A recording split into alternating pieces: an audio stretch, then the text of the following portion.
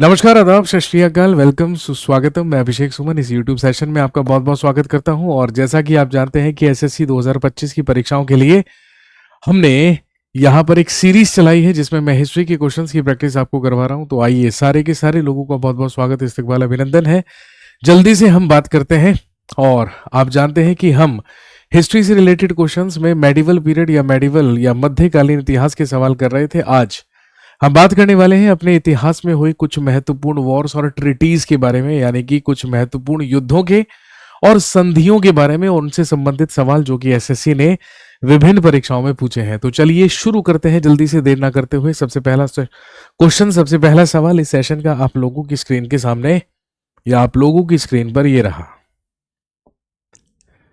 Which Peshwa signed the treaty of Bassein with the East India Company? किस पेशवा ने east India company के साथ basin की संधि, या जिसे वसई की संधि कहा जाता है, उस पर हस्ताक्षर किए थे?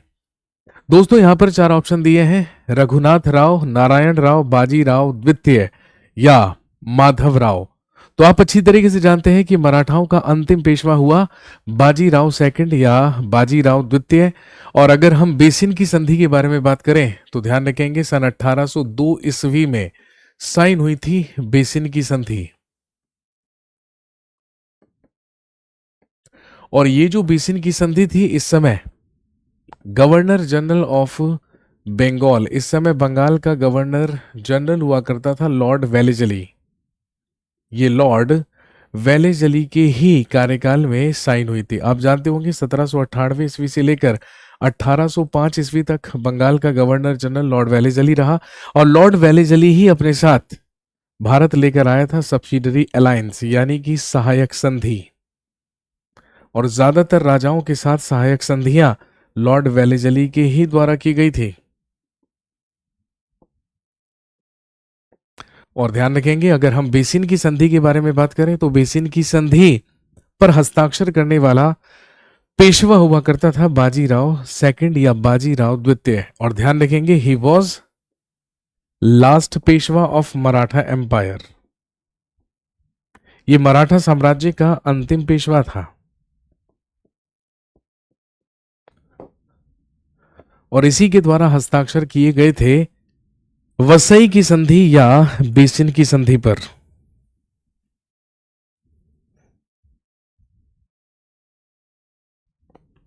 इसके अलावा 1775 में एक सूरत की संधि हुई थी, ट्रीटी ऑफ सूरत, जिसमें रघुनाथ राव और ब्रिटिश ईस्ट इंडिया कंपनी के बीच में संधि हुई थी या साइन हुए थे।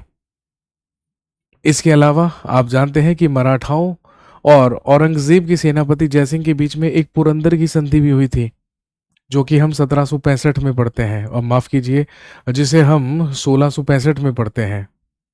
लेकिन यहां पर बेसिन की संधि पूछी गई है। Right answer is Peshwa Bajirao second. अगला सवाल देखिए, which king of Punjab signed a tripartite treaty with Shah Shuja and the English company? Punjab के किस राजा ने शाह शुजा और अंग्रेजी कंपनी के साथ त्रिपक्षीय संधि की थी? अब सबसे पहले पता होना चाहिए ये त्रिपक्षीय संधि कब हुई? 1838 में। 1838 में ही ये त्रिपक्षीय संधि की गई।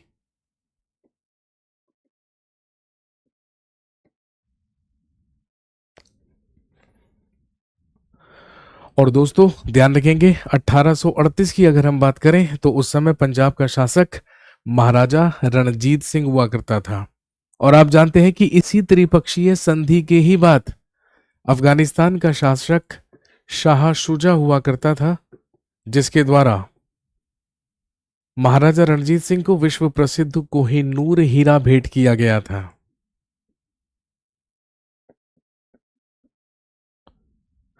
पंजाब के सबसे पहले स्वतंत्र शासक माने जाते हैं महाराजा रणजीत सिंह। महाराजा रणजीत सिंह के ही शासनकाल में ये त्रिपक्षीय संधि हुई थी, जो कि अफगानिस्तान, पंजाब और ब्रिटिश साम्राज्य के बीच में या ब्रिटिश सरकार के बीच में हुई थी। इस समय पंजाब का शासक महाराजा रणजीत सिंह हुआ करते थे। अफगानिस्तान में शासन था शाह शुजा का। और अंग्रेजों की तरफ से अगर हम बात करें तो आप जानते हैं कि इस समय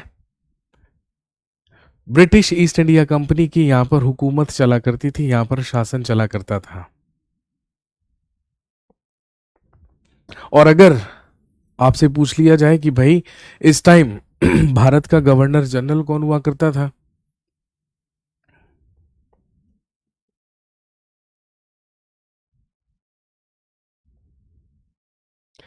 नेक्स्ट, अगला सवाल। In 1850 Kashmir was sold under which of the following treaties to the Dogra dynasty of Jammu? 1850 में निम्नलिखित में से किस संधि के तहत कश्मीर को जम्मू के डोगरा राजवंश को बेच दिया गया? सबसे पहले दिया है ट्रीटी ऑफ इलाहाबाद, यानी कि इलाहाबाद की संधि। और आप जानते हैं इलाहाबाद की संधि कब हुई? 1765, 1765 ईस्वी में बक्सर के युद्ध के अगले साल, जिसके तहत मुगल बादशाह शाह आलम सेकंड के द्वारा अंग्रेजों को या ब्रिटिश ईस्ट इंडिया कंपनी को दीवानी सौंप दी गई थी पूरे के पूरे बंगाल, बिहार और उड़ीसा की। इसके बाद दूसरा देता है सुगौली की संधि या ट्रीटी ऑफ सुगौली। और अगर हम सुगौली की संधि के बारे में बात करें तो दोस्तों ध्यान रखेंगे सुगौली की संधि 1815 ईस्वी में हुई थी। और ध्यान रखेंगे 1815 में सुगौली की संधि नेपाल और ब्रिटिश एम्पायर या ब्रिटिश साम्राज्य के बीच में हुई थी।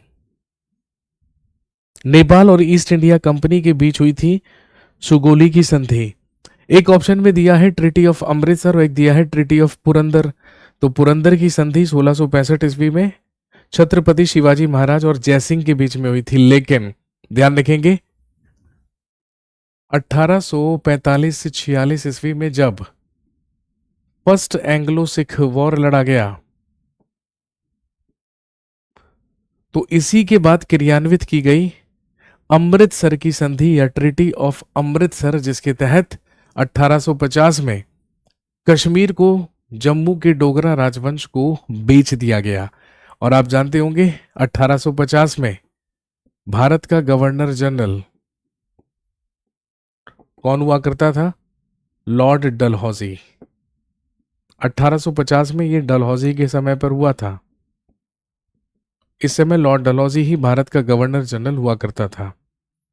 सो the right answer for this question is option C, that is treaty of Amritsar या अमृतसर की संधि। अगला सवाल। French possessions in India were restored after the Battle of Vandivash by the Treaty of Dash signed in the year 1763 between Britain and France. Britain और France के बीच वर्ष 1763 में हस्ताक्षरित डैश की संधि द्वारा वांडीवाश के युद्ध के बाद भारत में फ्रांसीसी स्वामित्व को बहाल कर दिया गया। सबसे पहले दिया है पुरंदर की संधि, अगला है पेरिस की संधि, अगली है तोरदे सिलास की संधि या सूरत की संधि। तो दोस्तों that was treaty of Paris, वो पेरिस की संधि थी। और अगर हम वांडीवाश युद्ध के बारे में बात करें तो भाई 1760 ईस्वी में लड़ा गया था बैटल ऑफ वांडीवाश।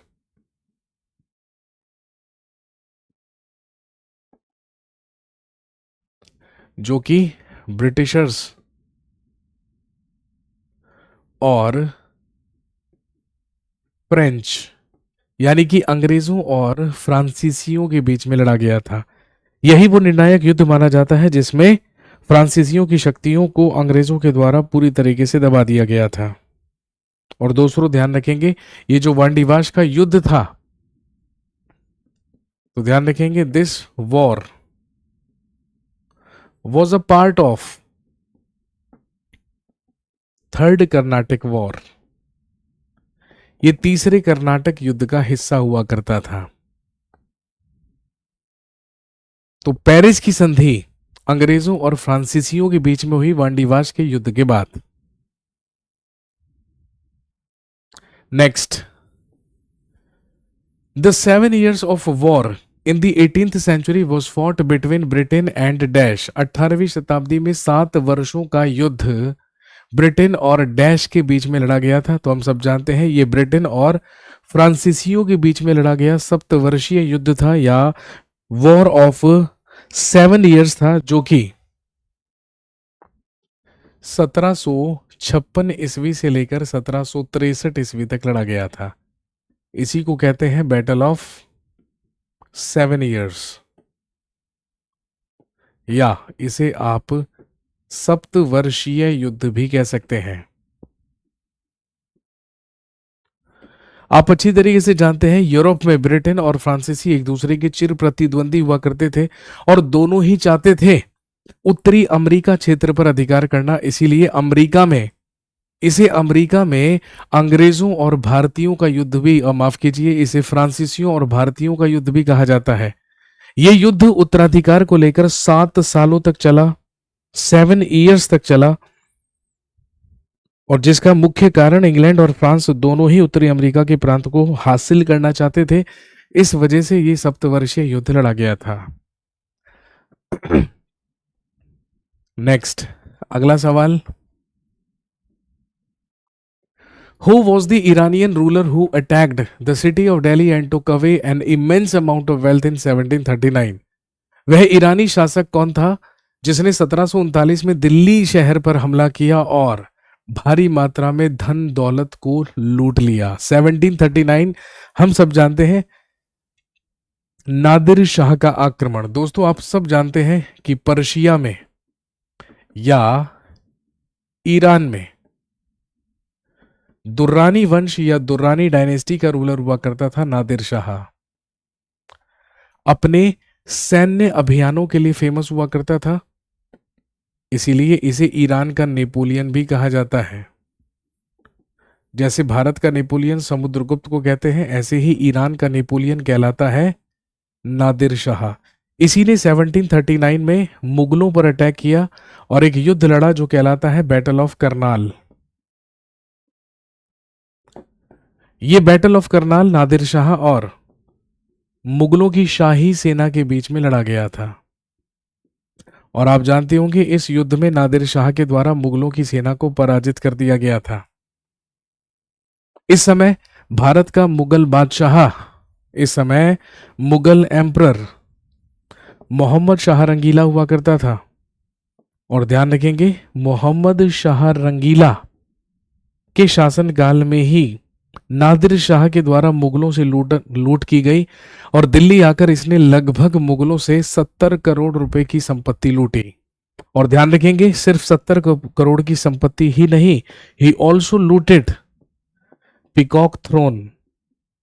इसने मुगलों के मयूर सिंहासन को भी लूटा जो कभी शाहजहां ने सोने का बनवाया था अपने शासनकाल में। और ध्यान रखेंगे मुगलों से कोहिनूर डायमंड या कोहिनूर हीरा भी लूटकर लेकर गया नादिर शाह। इस हीरे को कोहिनूर नाम देने वाला ही व्यक्ति कौन था?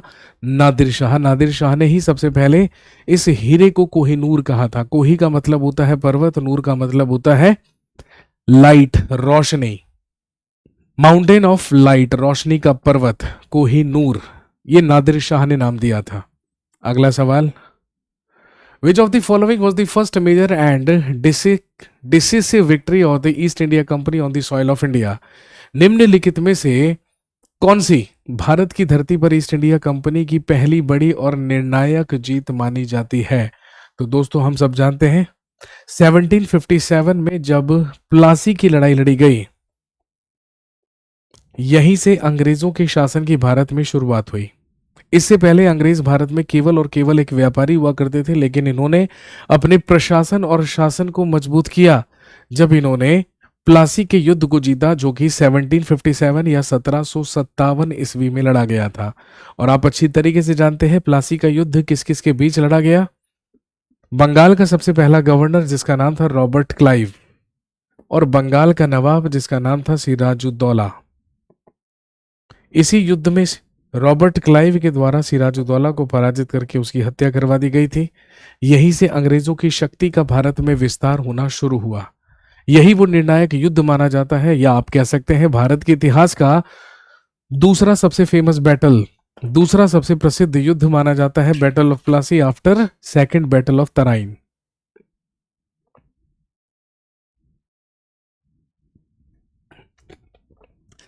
मैं आपको ऑलरेडी बता चुका हूं भारत के इतिहास में सबसे फेमस बैटल माना गया है तराइन का दूसरा युद्ध, जिसमें मोहम्मद गौरी ने पृथ्वीराज चौहान को हराकर भारत में मुस्लिम शासन की स्थापना की थी। उसके बाद ऐसा ही एक ट्रांजिशन देखने को मिला प्लासी के युद्ध में, जब अंग्रेजों ने भारत से मुसलमानों के शासन को उखाड़ फेंका और यहां पर ब्रिटिश शासन की शुरुआत की। अगला सवाल, which of the following Anglo Maratha Wars resulted in merging the Peshwas territory with the Bombay presidency? निम्नलिखित में से किस आंग्ल मराठा युद्ध के परिणाम स्वरूप पेशवाओं के प्रांतों का विलय बंबई प्रेसिडेंसी में हो गया? तो आप अच्छी तरीके से जानते हैं ये अंतिम क्या कहलाता है, एंग्लो मराठा वॉर या आंग्ल मराठा मराठा युद्ध। इसका मतलब that was third Anglo Maratha war. इसको तीसरा आंग्ल मराठा युद्ध कहा जाता है। सबसे पहले की अगर हम बात करें, फर्स्ट एंग्लो मराठा वॉर, प्रथम आंग्ल मराठा युद्ध, ये 1775 से 1782 के बीच लड़ा गया, जिसमें विजय प्राप्त हुई या सफलता प्राप्त हुई मराठाओं को। इसके बाद अगर हम सेकंड एंग्लो मराठा वॉर की बात करें, द्वितीय आंग्ल मराठा युद्ध या सेकंड एंग्लो मराठा वॉर, तो दोस्तों ध्यान रखेंगे ये 1803 के और 1805 के बीच में लड़ा गया, जिसमें विजय प्राप्त हुई ईस्ट इंडिया कंपनी को।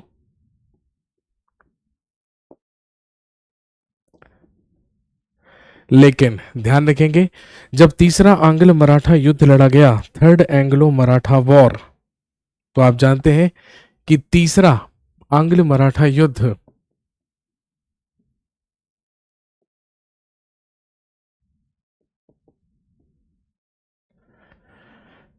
जो कि 1817 से 1819 के बीच लड़ा गया, इसी के तहत मराठा साम्राज्य का अंत करके उसे बंबई प्रेसिडेंसी में ईस्ट इंडिया कंपनी के द्वारा मिला लिया गया। मराठाओं के अंतिम पेशवा थे बाजीराव द्वितीय या बाजीराव सेकंड, और बाजीराव के ही दत्तक पुत्र हुए धोंदू पंत, जिन्हें हम नाना साहब पेशवा के नाम से जानते हैं, जिन्हें कानपुर में जाकर या कानपुर निर्वासित कर दिया गया, जिन्होंने जाकर कानपुर में शासन किया, और मराठा साम्राज्य का यहीं पर क्या हो गया, समापन हो गया। अगला सवाल, Mir Qasim name is associated with which of the following battles of India? Mir Qasim का नाम भारत के निम्नलिखित में से किस युद्ध से संबंधित है? किरकी का युद्ध, बक्सर का युद्ध, प्लासी का युद्ध या लाहौर का युद्ध? दोस्तों हम सब जानते हैं बैटल ऑफ बक्सर 1764 ईस्वी में लड़ा गया बक्सर का युद्ध। और याद कीजिए पिछले सेशन में भी मैंने आपको बताया था, इसमें हमारी तरफ से मुगल बादशाह शाह आलम सेकंड सम्मिलित हुआ। ये इस समय भारत का मुगल बादशाह हुआ करता था। अवध का नवाब शुजाउद्दौला भी इसमें शामिल था, ये उस समय अवध का नवाब हुआ करता था। लेकिन आप जानते होंगे कि मुगल बादशाह शाह आलम सेकंड और बंगाल का पूर्व नवाब मीर कासिम इस समय अवध के नवाब शुजाउद्दौला की ही शरण में थे। और तीसरा था मीर कासिम, जो कि बंगाल का पूर्व नवाब हुआ करता था। तो बक्सर के युद्ध में हमारी तरफ से ये तीन लोग लड़े। और इसके अलावा अगर हम ब्रिटिशर्स की बात करें, अंग्रेजों की बात करें, तो अंग्रेजों की सेना का नेतृत्व कर रहा था हेक्टर मुनरो।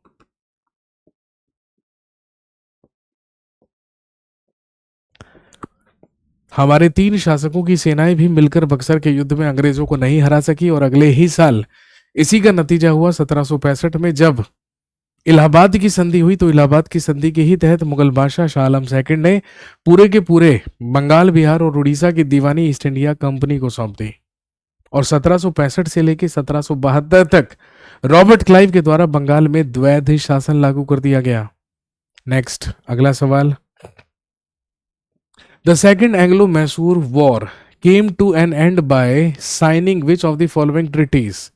निम्नलिखित में से किस संधि पर हस्ताक्षर करके द्वितीय आंग्ल मैसूर युद्ध समाप्त हुआ था? ऑप्शन दिए हैं आरकोट की संधि, मद्रास की संधि, वांडीवाश की संधि या मैंगलोर की संधि। यहां पर पूछा गया है सेकंड एंग्लो मैसूर वॉर के बारे में। और दोस्तों आप जानते हैं that was treaty of Mangalore वो कहलाता है या वो कहलाती है मैंगलोर की संधि।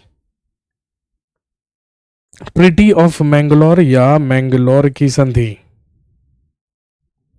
दोस्तों अगर हम मैसूर वॉर्स के बारे में बात करें तो आप जानते हैं कि फर्स्ट एंग्लो मैसूर वॉर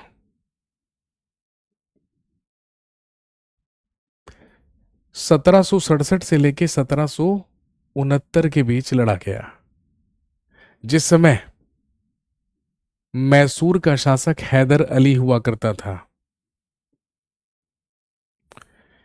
इस समय मैसूर का शासक हैदर अली हुआ करता था और हैदर अली की स्थिति इस युद्ध के दौरान मजबूत हुई और यही कारण है कि हम हैदर अली को ही दक्षिण भारत का एकमात्र शासक मानते हैं जो कभी भी ब्रिटिशर्स या अंग्रेजों से पराजित नहीं हुआ।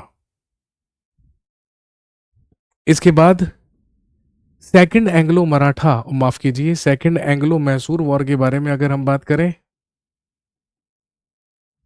ये 1780 से लेके 1784 तक लड़ा गया।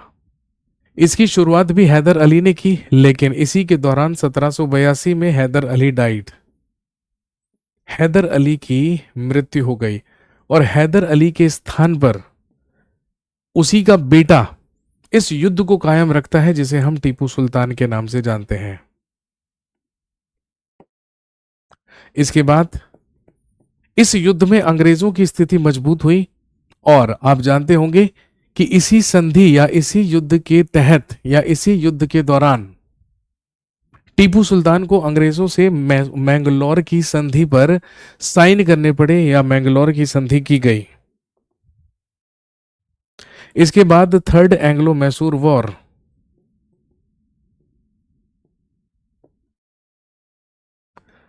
1790 से लेकर 1792 तक लड़ा गया। इस समय भी मैसूर का शासक टीपू सुल्तान हुआ करता था। इसमें भी टीपू सुल्तान को नुकसान हुआ और अंग्रेजों की स्थिति मजबूत हुई और finally fourth Anglo Mysore war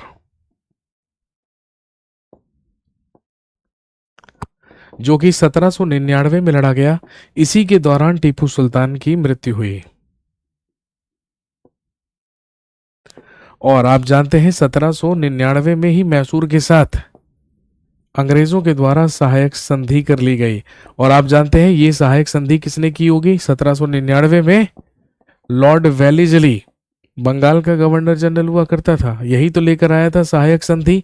इसी ने मैसूर के साथ सहायक संधि करके वहां पर वोडियार डायनेस्टी या वाडियार राजवंश को स्थापित किया या वाडियार राजवंश की स्थापना की। अब आपसे कोई सा भी मैसूर वॉर पूछ ले, आप आसानी से उसका उत्तर कर सकते हैं। शुरुआती दो में हैदर अली, दूसरे में ज्वाइन हुआ टीपू सुल्तान भी और लास्ट वाले में यानी कि चौथे एंग्लो मैसूर वॉर में मरा टीपू सुल्तान। अगला सवाल, the battle of Karnal is known for the invasion of which of the following aggressors against India. Karnal का युद्ध भारत के विरुद्ध निम्नलिखित में से किस आक्रमणकारी के आक्रमण के लिए जाना जाता है? अभी 2-3 क्वेश्चन पहले ही हमने बात की नादिर शाह, क्योंकि नादिर शाह ने ही 1739 में मुगलों पर आक्रमण किया था और 1739 में मुगलों की सेना को पराजित किया था करनाल के युद्ध में। 1739 में करनाल का युद्ध लड़ा गया था जिसमें नादिर शाह ने मुगलों की सेना को पराजित किया। Next, who was the Mughal emperor during the third battle of Panipat. Panipat के तृतीय युद्ध के दौरान मुगल सम्राट कौन था? अब सबसे पहले पता होना चाहिए पानीपत का तीसरा युद्ध कब हुआ। हम सब जानते हैं 14 जनवरी 1761 ईस्वी में लड़ा गया थर्ड बैटल ऑफ पानीपत, जो कि किस किस के बीच में हुआ? इस युद्ध में अहमद शाह अब्दाली ने बुरी तरीके से पराजित किया मराठाओं को। अहमद शाह अब्दाली जीता और इसमें पराजित हुए मराठास। और ये बात कब की है? 1761 की। चलिए देखते हैं यहां पर ऑप्शन में क्या क्या मिला है। सबसे पहले है अकबर सेकंड, तो आप जानते होंगे 1806 ईस्वी से लेकर 1837 ईस्वी तक अंग्रेजों के द्वारा नियुक्त किया जाने वाला सबसे पहला मुगल बादशाह कौन बना? अकबर सेकंड। अगला है शाह आलम सेकंड, 1759 से लेकर 1806 तक हुआ। शाह आलम सेकंड, इसका मतलब शाह आलम सेकंड के ही समय में लड़ा गया पानीपत का तीसरा युद्ध। अगला है बहादुर शाह प्रथम। औरंगजेब के मरने के तुरंत बाद 1707 से लेकर 1712 तक रहा। और फिर है बहादुर शाह जफर, भारत का अंतिम मुगल बादशाह, 1837 से लेके ये 1857 तक रहा। तीसरा पानीपत का युद्ध 14 जनवरी 1761 को लड़ा गया, लेकिन पहले दो कब लड़े गए तो मैं पहले बता चुका हूं आपको। 21 अप्रैल 1526 को लड़ा गया first battle of Panipat. Panipat का प्रथम युद्ध जो कि बाबर और इब्राहिम लोदी के बीच में लड़ा गया था।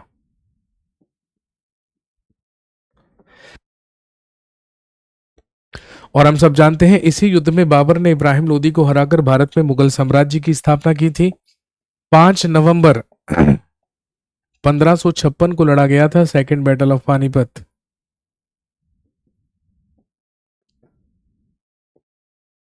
जो कि अकबर और हेमू की सेना के बीच में लड़ा गया था। इस युद्ध में अकबर की तरफ से बैरम खान लड़ा और उसी ने हेमू की सेना को पराजित करके हेमू की हत्या कर दी। पानीपत के 3 युद्ध जो कि इतिहास में बेहद फेमस और प्रसिद्ध माने जाते हैं। समझ गए बात? अगला सवाल देखिए। The battle of Khatauli fort was in 1517 between the kingdom of Mewar under Rana Sanga and dash. Khatauli का युद्ध 1517 में राणा सांगा के अधीन मेवाड़ राज्य और डैश के बीच लड़ा गया। तो हम सब जानते हैं दिल्ली सल्तनत का सुल्तान उस समय इब्राहिम लोदी हुआ करता था। इब्राहिम लोदी के शासनकाल की अगर बात करें तो ये 1517 से लेकर 1526 तक दिल्ली सल्तनत का अंतिम सुल्तान रहा। और जिस साल सिंहासन पर बैठा उसी साल इसने खतौली के युद्ध में राणा सांगा से युद्ध किया, जिसमें राणा सांगा डिफीटेड इब्राहिम लोदी। सिकंदर लोदी भी दिया है ऑप्शन में, तो आप जानते होंगे 1489 से लेकर 1517 तक दिल्ली का सुल्तान रहा सिकंदर लोदी। 1526 से लेके 1530 तक भारत का मुगल बादशाह बाबर रहा। और महमूद लोदी तो हम सब जानते हैं he was cousin of Ibrahim Lodi, ये इब्राहिम लोदी का चचेरा भाई हुआ करता था। ये वही महमूद लोदी है जो घाघरा के युद्ध में बाबर से पराजित हुआ था।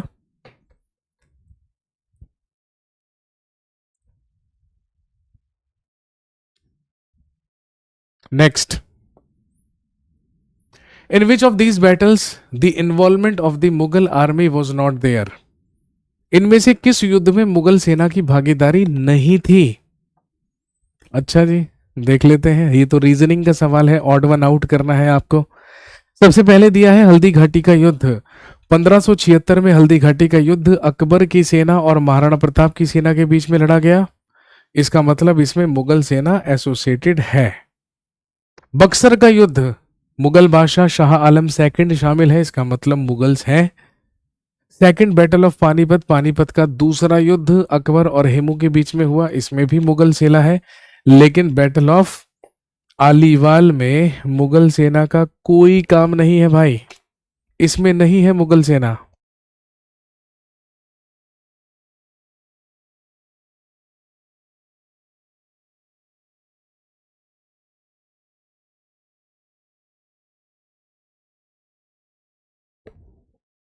Right answer for this question is Aliwal का युद्ध। और अगर हम आलीवाल के युद्ध के बारे में बात करें तो दोस्तों ध्यान रखेंगे ये 1846 ईस्वी में ब्रिटिशर्स और सिखों के बीच में लड़ा गया था। 1846 में अंग्रेजों और सिखों के बीच में लड़ा गया था बैटल ऑफ आलीवाल या आलीवाल का युद्ध।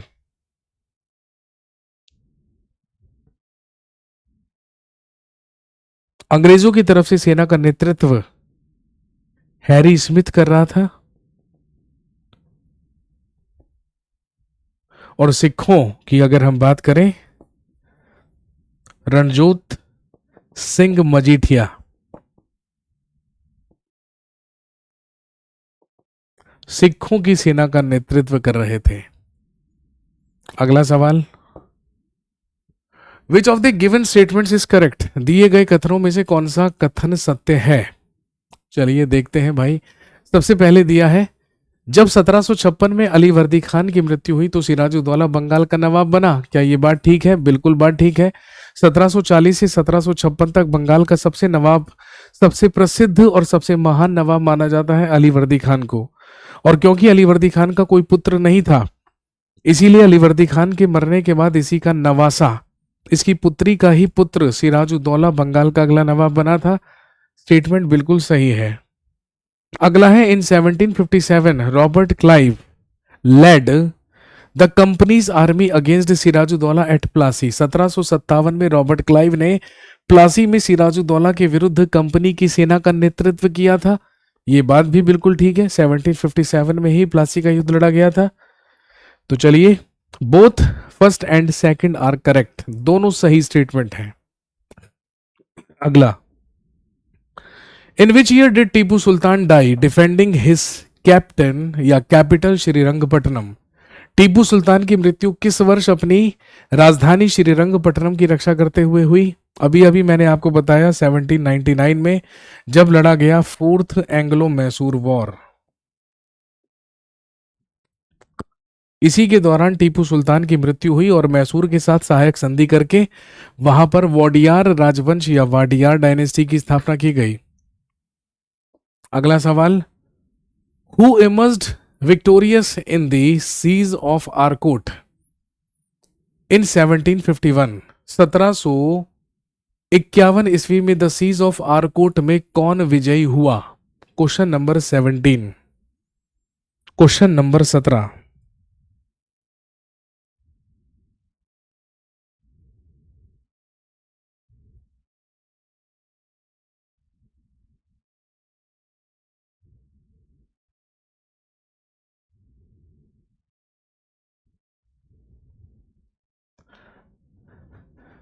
तो ध्यान रखेंगे, अगर हम सीज ऑफ आरकोट की बात करें, आरकोट के युद्ध के बारे में बात करें, तो ये 1751 में अंग्रेजों और फ्रांसीसियों और आरकोट की सम्मिलित सेना के बीच में लड़ा गया था, जिसमें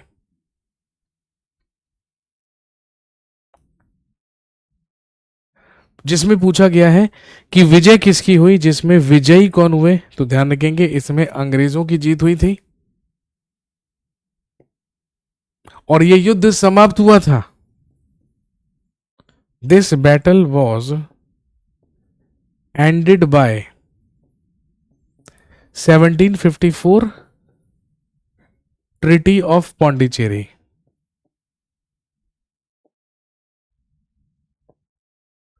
यह युद्ध पौंडीचेरी की संधि के तहत 1754 में समाप्त हुआ था। अगला सवाल देखिए, in which year was the treaty of Versailles signed. Versailles की संधि किस वर्ष हुई थी?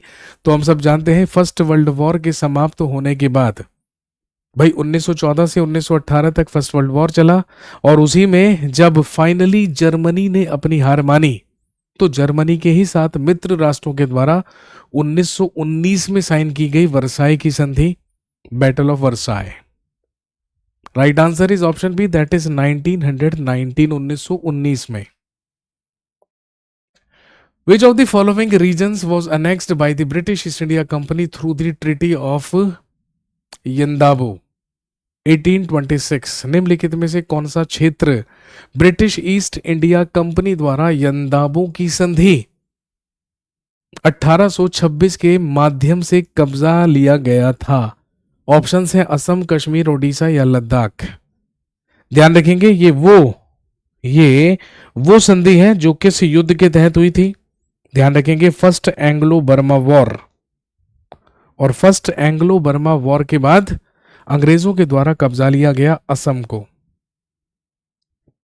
आप लिख सकते हैं by first Anglo Burma war, प्रथम आंग्ल बर्मा युद्ध के तहत। अगला सवाल, In 1818, the Holkar dynasty signed the Treaty of Mandsaur with the Dash। वर्ष 1818 में होलकर राजवंश ने डैश के साथ मंदसौर की संधि पर हस्ताक्षर किए थे। Question number 28।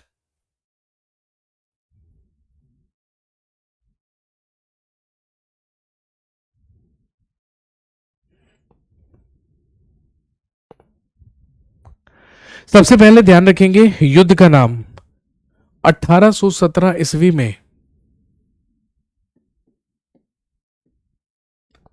1817 या 1817 ईस्वी में एक युद्ध लड़ा गया जो कहलाता है बैटल ऑफ महिदपुर।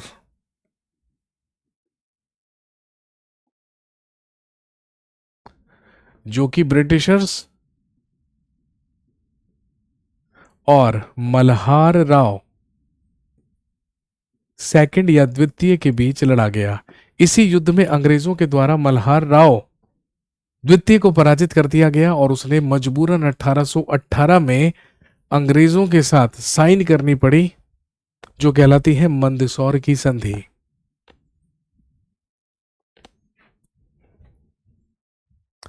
अगला सवाल, Which of the following battles did मौलवी Ahmadullah Shah fight defeating the forces under Henry Lawrence? निम्न में से किस युद्ध में मौलवी अहमदुल्ला शाह ने हेनरी लॉरेंस के नेतृत्व वाली सेना को परास्त किया था? आप जानते हैं ये 1857 की क्रांति के दौरान की बात है। और इस समय अगर मौलवी अहमदुल्ला शाह के बारे में बात करें तो भाई आप जानते हैं 1857 की क्रांति में फैजाबाद से विद्रोह करने वाले ही मौलवी अहमदुल्ला हुआ करते थे और इन्हीं के नेतृत्व में एक युद्ध लड़ा गया जो कि 30 जून 1857 को हुआ जो कहलाता है बैटल ऑफ चिन्हट, जिसको हम चिन्हट का युद्ध के नाम से जानते हैं। 30 जून 1857 को 1857 की क्रांति के ही तहत यह युद्ध लड़ा गया था जिसमें मौलवी अहमदुल्ला के द्वारा अंग्रेजों को पराजित किया गया था जिनका नेतृत्व हेनरी लॉरेंस के द्वारा किया जा रहा था।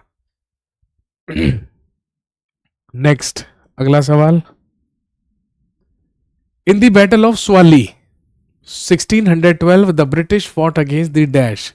स्वाली का युद्ध 1612 में अंग्रेजों ने डैश के खिलाफ युद्ध लड़ा था। तो हम सब जानते हैं स्वाली के युद्ध में अंग्रेजों के द्वारा पोर्तुगीज या पुर्तगालियों को पराजित किया गया था। इसी बात से प्रभावित हुआ मुगल बादशाह जहांगीर और फिर उसके द्वारा अंग्रेजों को स्थायी रूप से अपनी फैक्ट्री, अपना कारखाना स्थापित करने की परमिशन कहां पर दी गई? सूरत में। और आप जानते हैं कि इसी के अगले साल, भाई ये युद्ध कब लड़ा गया था? 1612 में। इसी के अगले साल 1613 ईस्वी में अंग्रेजों के द्वारा अपना सबसे पहला व्यापारिक केंद्र सूरत में स्थापित किया गया। ये आप अच्छी तरीके से जानते हैं। द बैटल ऑफ बेदरा was fought between the British army and the Dutch army in dash. बेदरा का युद्ध ब्रिटिश सेना और डच सेना के बीच कब लड़ा गया? जिसमें डच हारने के बाद नीदरलैंड वापस लौट गए थे। ये 1759 में लड़ा गया था जिस समय अंग्रेजों की सेना का या अंग्रेजों के तहत बंगाल का इस समय बंगाल का गवर्नर रॉबर्ट क्लाइव हुआ करता था। रॉबर्ट क्लाइव के समय में ये बेदरा का युद्ध कहलाता है। The British annexed Punjab after defeating the Sikhs in the Anglo-Sikh War in the year dash. अंग्रेजों ने वर्ष डैश में आंग्ल सिख युद्ध में सिखों को पराजित करके पंजाब का राज्य विलय कर लिया। ये 1849 में हुआ जब लड़ा गया सेकंड एंग्लो सिख वॉर। इस समय पंजाब का अंतिम शासक दलीप सिंह हुआ करता था। वही दलीप सिंह जिसके पास भारत में आखिरी बार कोहिनूर हीरा था, क्योंकि इसी दलीप सिंह से कोहिनूर हीरा भेंट करवाया गया था महारानी विक्टोरिया को। और इस समय भारत का गवर्नर जनरल कौन हुआ करता था भाई साहब? हड़प की नीति चलाने वाला लॉर्ड डलहौजी। इसी के समय में हुआ था सेकंड एंग्लो सिख वॉर। और 1849 में फाइनली पंजाब का विलय ब्रिटिश साम्राज्य में कर दिया गया। दलीप सिंह को पेंशनर बनाकर लंदन भेज दिया गया। कोहिनूर हीरा भेंट करवा दिया गया महारानी विक्टोरिया को। अगला सवाल, who signed the treaty of Alinagar with the British. किसने अंग्रेजों के साथ अलीनगर संधि पर हस्ताक्षर किए थे? तो हम सब जानते हैं ही वॉज सिराजुद्दौला। बेसिकली क्या हुआ था, जब 1756 में अली वर्दी खान की मृत्यु हुई और अली वर्दी खान के मरने के बाद उसी का नवासा सिराजुद्दौला बंगाल का अगला नवाब बना। तो अंग्रेजों ने सिराजुद्दौला को हल्के में लिया, अंग्रेजों ने कलकत्ता की और फ्रांसीसियों ने चंद्रनगर की किलाबंदी शुरू कर दी। सिराजुद्दौला के द्वारा चेतावनी दी गई कि आप तुरंत किलाबंदी बंद कीजिए। भाई फ्रांसीसियों ने तो चंद्रनगर की किलाबंदी बंद कर दी, लेकिन नहीं माने अंग्रेज। तो सिराजुद्दौला के सैनिकों ने कासिम बाजार और कलकत्ता पर अधिकार कर लिया और कलकत्ता का नाम बदलकर रख दिया अलीनगर। अब कलकत्ता के ही फोर्ट विलियम्स में 20 जून 1756 को प्रसिद्ध कालकोठरी की घटना घटित हुई, जिसमें सिराजुद्दौला के सैनिकों ने 146 अंग्रेजों को पकड़कर एक कालकोठरी में बंद कर दिया, जिसमें से 123 लोग मारे गए, जीवित बचे सिर्फ 23 लोग। इसी की जवाबी कार्यवाही के दौरान मद्रास से अंग्रेजों का एक सेनापति बुलाया गया, रॉबर्ट क्लाइव।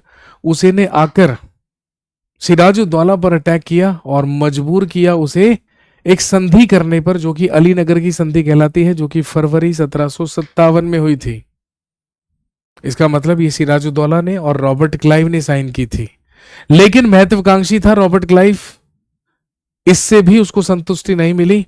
अब उसने ठान लिया कि ब्रिटिश ईस्ट इंडिया कंपनी के पास ही दीवानी होगी पूरे के पूरे बंगाल में कर वसूल करने की। इसीलिए प्लासी का युद्ध लड़ा गया रॉबर्ट क्लाइव और सिराजुद्दौला के बीच में।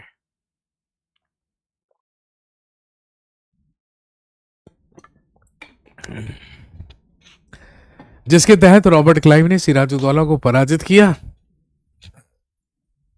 और सिराजुद्दौला का दगाबाज सेनापति मीर जाफर, उसे बना दिया गया बंगाल का अगला नवाब। अगला सवाल देखें।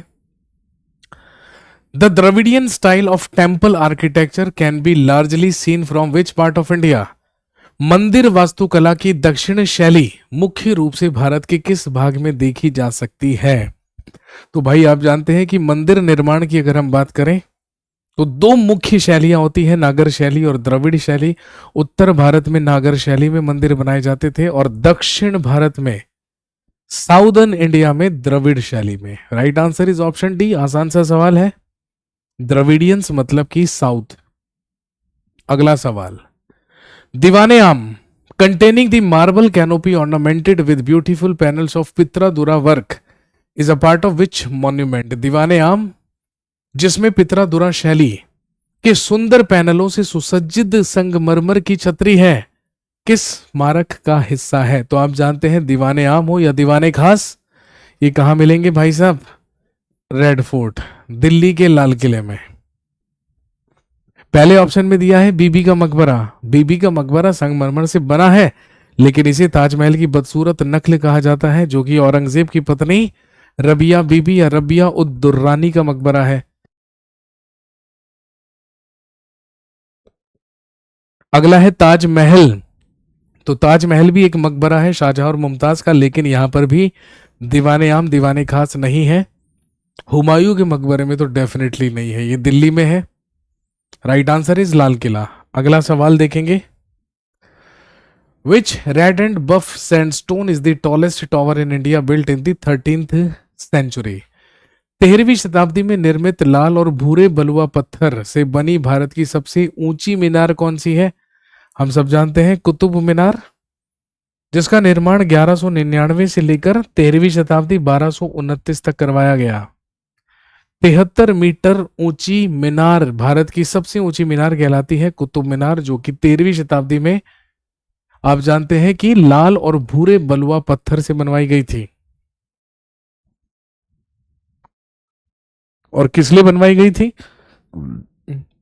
एक रिलीजियस पर्पस के लिए, एक धार्मिक कारण के लिए, अजान देने के लिए इसका इस्तेमाल किया जाता था। अगला सवाल। Which of the following statements is या आर करेक्ट?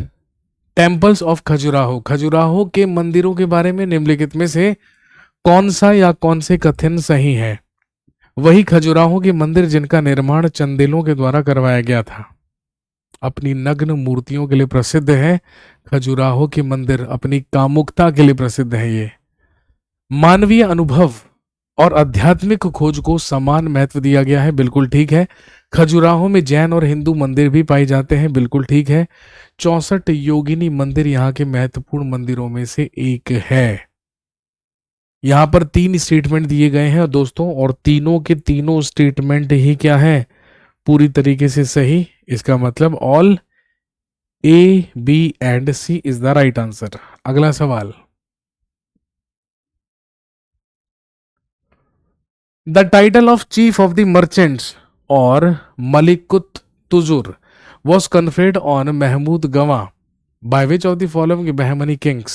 निम्नलिखित में से किस बहमनी राजा द्वारा महमूद गवा को व्यापारियों के प्रमुख या मलक उत तुजुर की उपाधि दी गई थी। ऑप्शन है मोहम्मद शाह, हुमायूं शाह, निजामुद्दीन अहमद तृतीय शाह या Bahman Bahman Shah. Question number 30, what will be the right answer for this question. इसका सही उत्तर क्या होना चाहिए?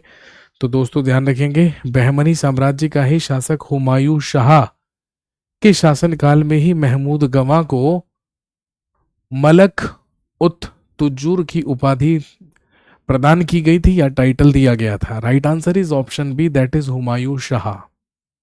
Humayun Shah is the right answer for this question. अगला सवाल देखेंगे, the Imad Shahi family was known for the foundation of its state. Imad Shahi वंश किस राज्य की स्थापना के लिए जाना जाता है? Question number 31।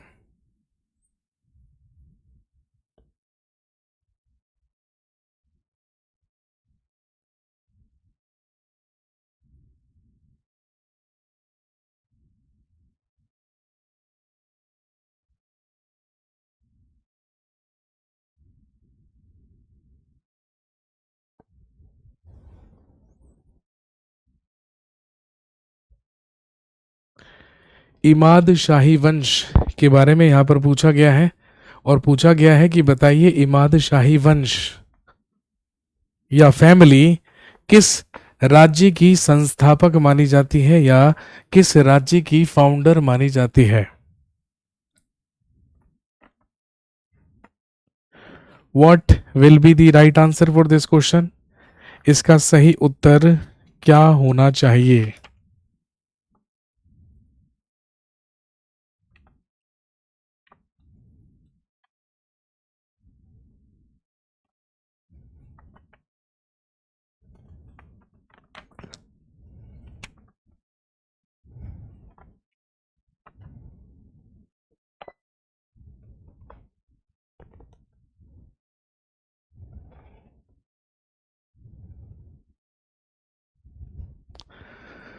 दोस्तों आप अच्छी तरीके से जानते हैं कि जब दक्षिण भारत में बहमनी एम्पायर या बहमनी साम्राज्य का पतन हुआ तो बहमनी साम्राज्य का पतन होने के बाद कई दक्कन में या दक्षिण में कई राजवंशों की स्थापना हुई जो कि मुस्लिम संस्कृति के साम्राज्य हुआ करते थे।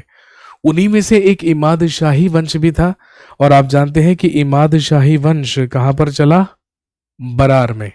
Right answer is option A, that is Berar. Imad Shahi dynasty Berar में। इसके अलावा एक राज्य बीदर भी था और अगर हम बीदर की बात करें तो बीदर में चला बरीद शाही वंश, बरीद शाही डायनेस्टी। इसके बाद अगला देता है अहमदनगर, महाराष्ट्र का अहमदनगर, और अहमदनगर में चला निजाम शाही वंश।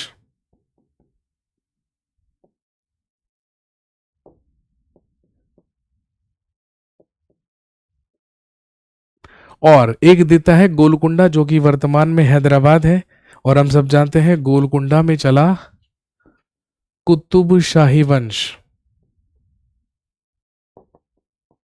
कुतुब शाही वंश या Qutb Shahi dynasty. So the right answer for this question is option A. Right answer for this question is option A, that is Berar. Berar will be the right answer for this question. इसका सही उत्तर होगा Brar.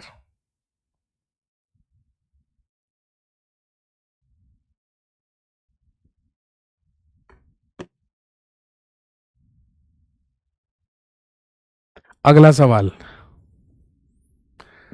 According to which of the following foreign travellers people of Delhi used to write letters containing abuses to the Sultan. Therefore, in order to punish them, Sultan decided to shift the capital. निम्नलिखित में से किस विदेशी यात्री के अनुसार दिल्ली के लोग सुल्तान को अपशब्दों भरे पत्र लिखते थे, जिसके कारण सुल्तान ने उन्हें दंडित करने के लिए राजधानी को स्थानांतरित करने का निर्णय लिया? अब आप अच्छी तरीके से जानते हैं, दिल्ली सल्तनत का एक ही सुल्तान ऐसा हुआ है जिसने अपनी राजधानी को दिल्ली से देवगिरी स्थानांतरित करके उसका नाम दौलताबाद किया था, एंड ही वॉज मोहम्मद बिन तुगलक। और मोहम्मद बिन तुगलक के ही समकालीन कौन हुआ है? Ibn Battuta.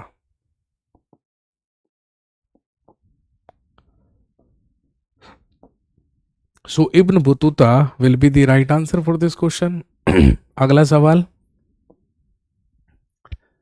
Chand Bardai famous literary work dash mentions Prithviraj Chauhan love story and heroic deeds. तो हम सब जानते हैं पृथ्वीराज रासोही वो एपिक है, वो महाकाव्य है जो कि चंद्र बरदाई के द्वारा लिखा गया है, जो हमें पृथ्वीराज चौहान की बहादुरी और लव स्टोरी के किस्से सुनाता है।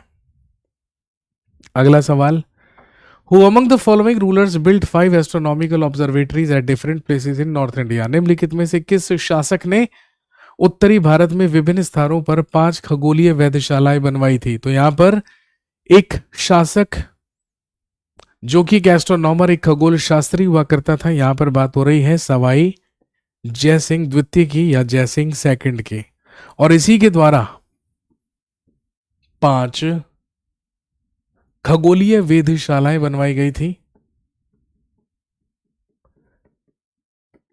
जो कि कहां कहां पर है? दिल्ली, जयपुर, मथुरा, वाराणसी और उज्जैन। ये सवाई जयसिंह सेकंड या जयसिंह द्वितीय के द्वारा बनवाई गई थी।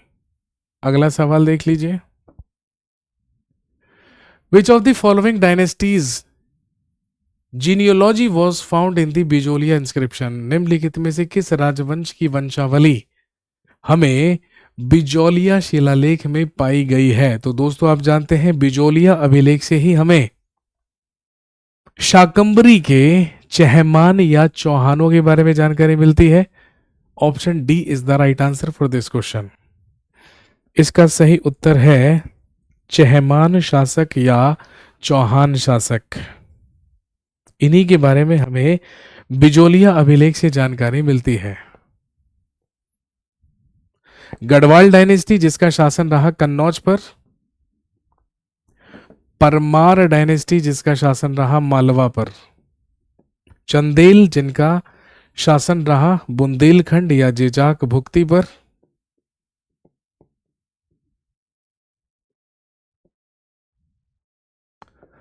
और चहमान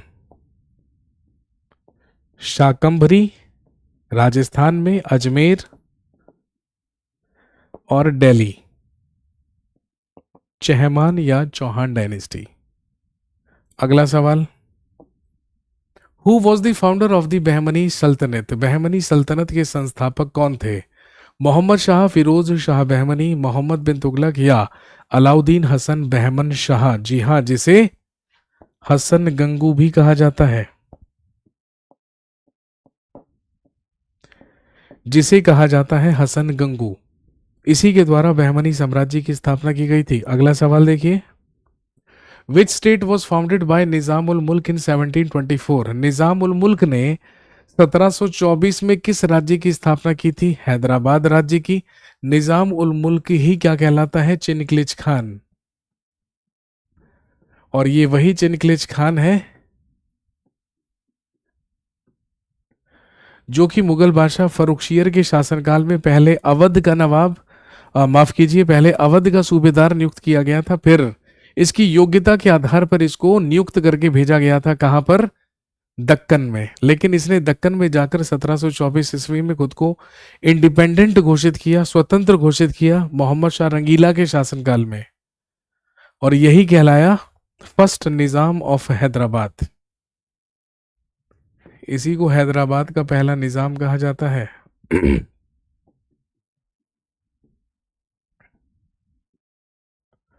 ये कहलाता है हैदराबाद का पहला निजाम। अगला देखेंगे, under the Bahmani kingdom the provinces were administered by dash. Bahmani साम्राज्य के अधीन प्रांतों को डैश द्वारा प्रशासित किया जाता था। जल्दी से बता दीजिए, बहमनी साम्राज्य में प्रांत अधिकारियों को क्या कहा जाता था? ऑप्शंस हैं अमीर, अमीर तो दिल्ली सल्तनत में हुआ करते थे, मंत्रियों को अमीर कहा जाता था, अफाकी, खलीसा या तरफदार। ध्यान रखेंगे, इन्हें तरफदार कहा जाता था, ये कहलाते थे तरफदार। नेक्स्ट, निम्नलिखित में से किसे तूती ए हिंद के नाम से जाना जाता है या पैरट ऑफ इंडिया? तो हम सब जानते हैं हजरत अमीर खुसरो। तूती ए हिंद कहलाते हैं या पैरट ऑफ इंडिया कहलाते हैं अमीर खुसरो, जिनका जन्म उत्तर प्रदेश के कासगंज के पटियाली नामक ग्राम में हुआ था, मृत्यु दिल्ली में हुई थी। बलबन के शासनकाल से कवि के रूप में इन्होंने अपने करियर की शुरुआत की थी, लेकिन ये अलाउद्दीन खिलजी के भी दरबारी कवि रहे। तबले और सितार का आविष्कार किया, खड़ी बोली बनाई, गजल, कव्वाली, ख्याल गायकी बनाई। कश्मीर को धरती का स्वर्ग कहा, अलाउद्दीन खिलजी को विश्व का सुल्तान कहा।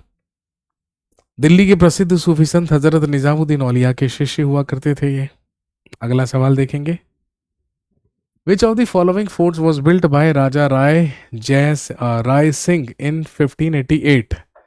निम्नलिखित में से किस किले का निर्माण राजा राय सिंह ने 1588 में करवाया था? सबसे पहले दिया है जूनागढ़ का किला, जो कि राजस्थान में है, उत्तर यही है। आमेर फोर्ट, आमेर का किला किसने बनवाया? मानसिंह ने। कछवाहा शासक मानसिंह के द्वारा बनवाया गया था आमेर का किला।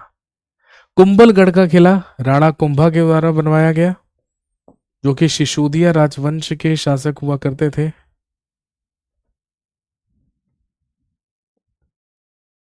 Right answer is option A, that is Junagarh fort, जो कि राजस्थान में है। अगला, after the breakup of the Bahmani kingdom how many independent states arose? Bahmani साम्राज्य के विघटन के बाद कितने स्वतंत्र राज्यों का उदय हुआ? 5। कौन कौन से? सबसे पहला अभी पढ़ा था, बरार, बीदर, अहमदनगर,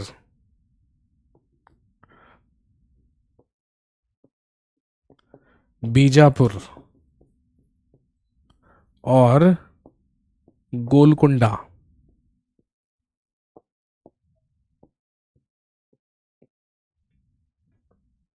और अभी अभी पढ़ा हमने, बरार में इमाद शाही वंश, बीदर में बरीद शाही वंश, अहमदनगर की अगर हम बात करें तो भाई निजाम शाही वंश, गोलकुंडा में कुतुब शाही वंश और बीजापुर की बात करें तो आदिल शाही वंश। 5 साम्राज्यों में विभाजित हुआ था बहमनी एम्पायर। अगला सवाल, who among the following Bahmani sultan transferred his capital from Gulbarga to Bidar? निम्नलिखित में से किस बहमनी सुल्तान ने अपनी राजधानी गुलबर्गा से बीदर स्थानांतरित की थी? Question number 42, question number 42। तो ध्यान रखेंगे, ही वॉज अहमद शाह, ये अहमद शाह के द्वारा किया गया था। European centred India with the mindset of trading only, this streak was initiated by which of the following European Nations? यूरोपीय लोग केवल व्यापार की मानसिकता से भारत आए थे, यह प्रवृत्ति निम्नलिखित में से किस यूरोपीय राष्ट्र द्वारा आरंभ की गई थी? तो दोस्तों आप जानते हैं भाई, सबसे पहले ऑप्शन में दिया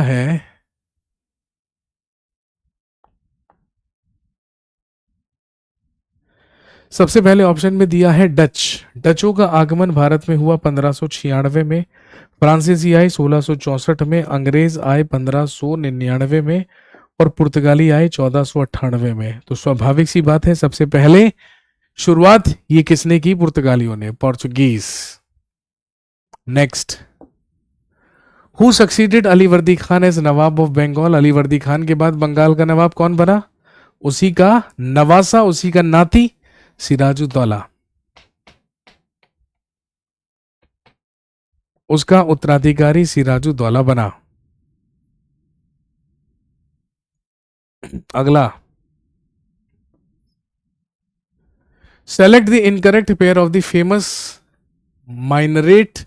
minaret and its construction year in India.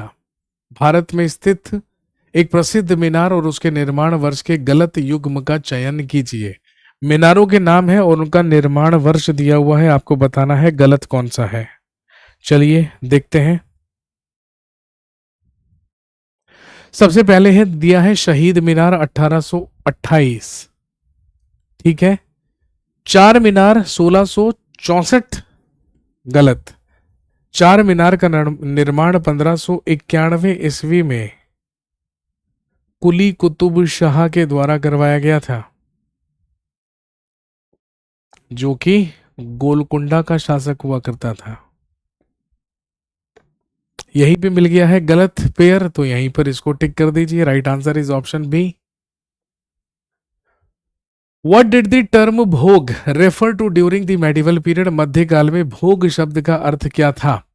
Revenue assignments, donation to temples, a festival या रिलीजियस फंक्शन? Revenue assignments. हालांकि गुप्त काल में ये एक प्रकार का कर हुआ करता था, तो वो भी रेवेन्यू से ही संबंधित है। तो यहां पर ये भी यहां पर भी ये एक रेवेन्यू असाइनमेंट या राजस्व कार्य ही है। Joseph Francois Dupleix was the governor general of which of the following East India Company in India? तो हम सब जानते हैं भाई साहब, डुप्ले भारत में फ्रेंच गवर्नर हुआ करता था। एंग्लो फ्रेंच वॉर याद कीजिए। डुप्ले फ्रांसीसी गवर्नर हुआ करता था। Raja Ram was the leader of which of the following revolts against the Mughals? Raja Ram मुगलों के विरुद्ध निम्नलिखित में से किस विद्रोह की अगुवाई कर रहे थे? तो हम सब जानते हैं राजा राम जाट और राम चेरा जाट के नेतृत्व में ही औरंगजेब के शासनकाल में आगरा के सिकंदरा नामक स्थान पर अकबर के मकबरे पर जाटों का आक्रमण हुआ और अकबर के मकबरे में लूटपाट करके उसकी कब्र में से अस्थियों को निकालकर जाटों ने जला दिया। इसका मतलब ये एक जाट विद्रोह था। अगला सवाल, हु कंपोज्ड शाहनामा? फिरदौसी। महमूद गजनवी का दरबारी कवि फिरदौसी हुआ करता था। इसी ने शाहनामा की रचना की है, जिसमें अफराशियाब वंश का जिक्र किया गया है। और आप जानते हैं गियासुद्दीन बलबन जो दिल्ली सल्तनत का सुल्तान था, वो खुद को अफराशियाब वंश का ही बताता था। Last question for this session, Malik Ambar who resisted Mughals in Deccan was an able administrator of his state? Deccan में मुगलों का विद्रोह करने वाला मलिक अंबर किस राज्य का कुशल प्रशासक था? तो हम सब जानते हैं मलिक अंबर वॉज फ्रॉम अहमदनगर, महाराष्ट्र। तो दोस्तों ये थे इस सेशन में कुछ महत्वपूर्ण सवाल जो संबंधित थे इतिहास में हुए कुछ युद्धों और संधियों से संबंधित और कुछ मिसलीनियस विविध सवाल। तो चलिए इस सेशन में इतना ही रखेंगे। जल्दी से चैनल को सब्सक्राइब कीजिए, नोटिफिकेशन इनेबल कीजिए, ज्यादा से ज्यादा चैनल को और इस सेशन को शेयर कीजिए। आपसे मैं मिलता हूं अगले सेशन में। लगभग मध्यकाल समाप्त कर चुके हैं, लगभग मॉडर्न इंडिया पहुंच चुके हैं। अगले सेशन में मुलाकात होगी तो बात करेंगे कुछ और महत्वपूर्ण सवाल जिनका संबंध आधुनिक भारत से होगा। और अब केवल और केवल आधुनिक भारत के ही सवाल इस सेशन में सीरीज में चलाए जाएंगे। तो चलिए आपसे मिलता हूं नेक्स्ट सेशन में। Thank you very much, have a nice day. शुक्रिया, धन्यवाद, जय हिंद।